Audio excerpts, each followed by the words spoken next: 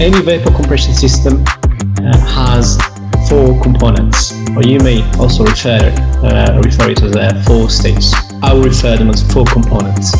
And those four components, whether you're using the different types of heat pumps that we will mention as we go along, they all have these components. And those components are, we've got the evaporator,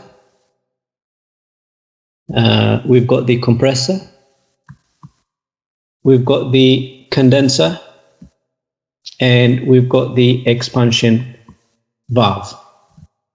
Okay, so the four components of any vapor compression system are the evaporator, compressor, condenser, and expansion valve. So these are the four components, or you may also refer them as maybe 4 stages. So if I divide the system into half, like this, so let's start, I'll number them as 1, 2, 3, and 4. So we'll know the different points across the circuit.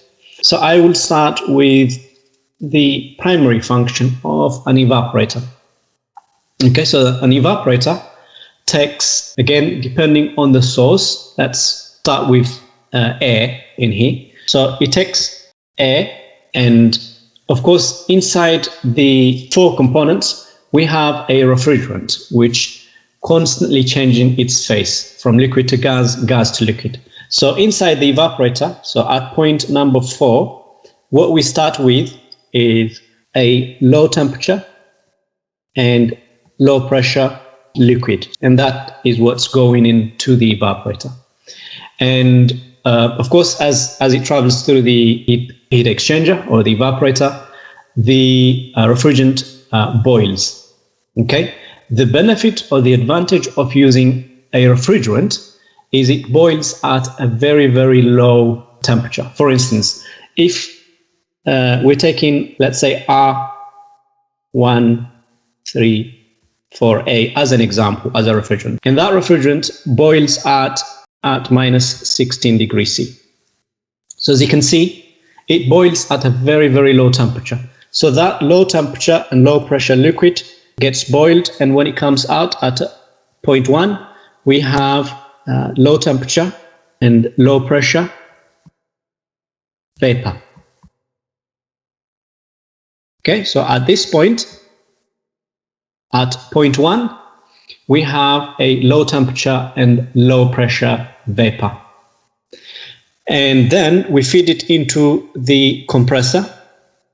Okay, and the primary function of any compressor is at this point, or point 1, we have vapor. But that vapor is a very, very low temperature and low pressure. And the benefit of a vapor or a gas, by reducing its volume or by compressing it, we are able to change its property. So what we do is we use the compressor, we compress or reduce the volume of that low temperature and low pressure vapor, and therefore when it comes out here, it comes out at high temperature and high pressure vapor. Okay, and that is actually what we use for our application. So imagine here you have high temperature and high pressure vapor that you can use it for different applications, whether for space heating or whether for hot water, depending on the application again. But the only way to extract that high temperature and high pressure is to pass it through a condenser. And by passing it through the condenser, what you're doing is actually you're sinking those high temperature and high pressure. So here you will have a secondary circuit to remove the heat from the condenser. And again, we will look at it, whether you're using air to remove the heat from the condenser or whether you're using water to remove the condenser. And that's how actually a condenser is classified, based on either air-cooled or water-cooled condenser. So at this point, we have high temperature and high pressure, and we pass it through a condenser. So as it passes through the heat exchanger, condensation occurs. a condensation.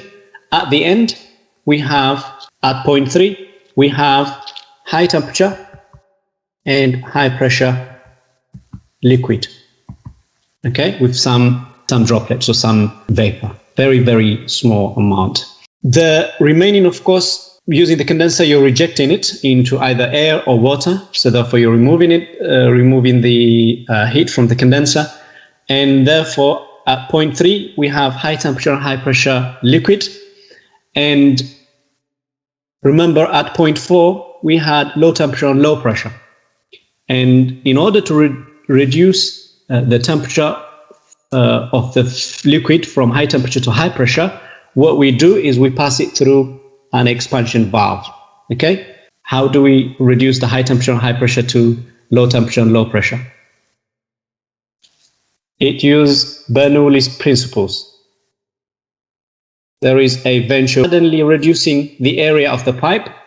You are able to expand